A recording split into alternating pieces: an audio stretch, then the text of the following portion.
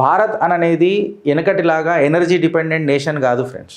ఇవాళ మనము ఏదైతే ఆయిల్ మీద ఇల్లు నాటకాలు ఆడుతున్నారు కదా, మనం 40+ కంట్రీస్ నుంచి ఆయిల్ కొంటాం.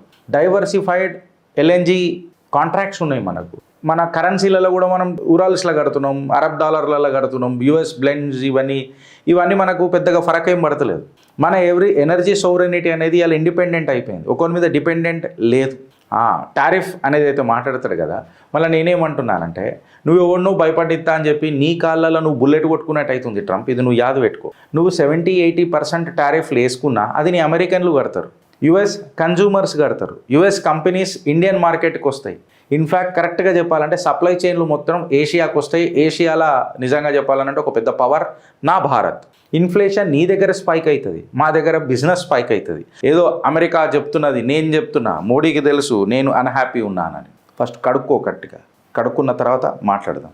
భారత్ వెనజులా అనుకుంటున్నావా? వెనజులా నిజంగా చెప్పాలంటే ఒక సింగిల్ కమోడిటీ దేశం. దాని ఎకానమీయే సింగిల్ కమోడిటీ. ఆయిల్ లేకపోతే వాళ్ళ దగ్గర ఏం లేదు. ఏదైనా శాంక్షన్ పెట్టినామంటే అది చోక్లకు అయిపోతుంది. అక్కడ మ్యానుఫ్యాక్చరింగ్ జోన్ ఏమున్నది, బేస్ ఏడు ఉన్నది. నేను అడుగుతున్నా, నువ్వు భారత్ దగ్గరకు వచ్చినావంటే 3.5 trillion economy Trump. Manufacturing plus services రెండు ఉన్నాయి నా దగ్గర. మా దగ్గర డిఫెన్స్ ఎక్స్పోర్ట్స్ కూడా గట్టిగా ఉన్నాయి. Pharma back bone of the world అది నా భారత్. సో నువ్వు ఇండియాని వెనజులాని కంపేర్ చేసినావు అని అంటే నీ ఎంటికలకు నీ కింద రెండిటికి కంపారిజన్ చేసినట్టు ఓపెన్గా చెప్తున్నా నీకు.